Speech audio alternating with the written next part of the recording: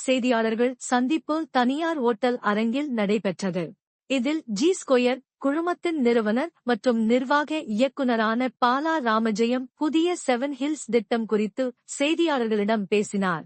கோவையை தமிழ்நாட்டின் பிரீமியம் தரத்திலான ரியல் எஸ்டேட் நகரங்களில் ஒன்றாக மாற்றும் வகையில் இந்த திட்டத்தை துவங்கியதாக கூறினார். ஜி ஸ்கொயர் 7 ஹில்ஸ் திட்டம் மிக பிரமாண்டமாக 714 ஏக்கர் பரப்பளவில் அமைந்துள்ளது.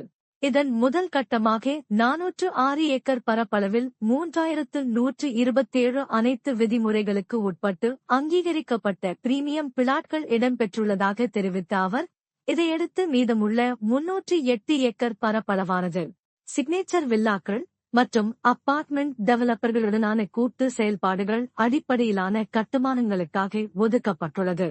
மேலும் வணிக நிறுவனங்களுக்கு குத்தகை விடும் கட்டிடங்கள், வணிக பூங்காக்கள், பள்ளிக்கூடங்கள், கல்வி நிறுவனங்கள், மருத்துவமனைகள், நிதி நிறுவனங்கள், விளையாட்டு பயிற்சி மையங்கள், மால்கள் மற்றும் மல்டிபிளெக்ஸ்கள் உள்ளிட்டவை தகவல் தொழில்நுட்ப உள்கட்டமைப்பு திட்டங்களுக்கு பொருந்தும் வகையில் எதிர்கால திட்டமாக வைத்துள்ளதாக தெரிவித்தார்.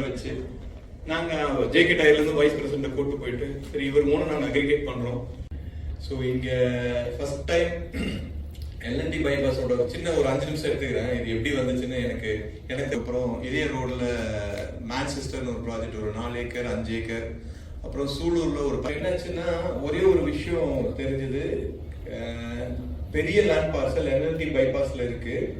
அதை அவங்க அதை எக்ஸிக்யூட் பண்ண முடியல, அதை விற்கணும்னு சொல்றாங்க. இன்னொருத்தர் வந்து வாங்கி எடுத்து பண்ணணும்னு போகும்போது ஏன் இந்த ப்ராஜெக்ட் நம்ம 400 கோடி இன்வெஸ்ட் பண்ணி எடுக்கிறோம் எல்என்டி பைபாஸ்ல, கண்டிப்பா எல்லாருக்கும் அந்த மைண்ட் இருக்கக்கூடாது அப்படின்னு ஒண்ணு இருந்தது. அப்ப எல்என்டி பைபாஸ்ல ஒரு 5 ஏக்கர் ஒரு போய் நீங்க ஒரு லேண்ட் வாங்கினீங்க அப்படின்னா ஏக்கர் 10 வந்து ஒரு 300 ஏக்கர் அப்படிங்கும் போது நம்ம நெகோசியேட் பண்ணா கம்மியா கிடைக்கும் அப்படின்னு சொல்லிட்டு நம்ம 300 ஏக்கர் ஒரே பேமெண்ட் கொடுத்து வாங்குறோம்.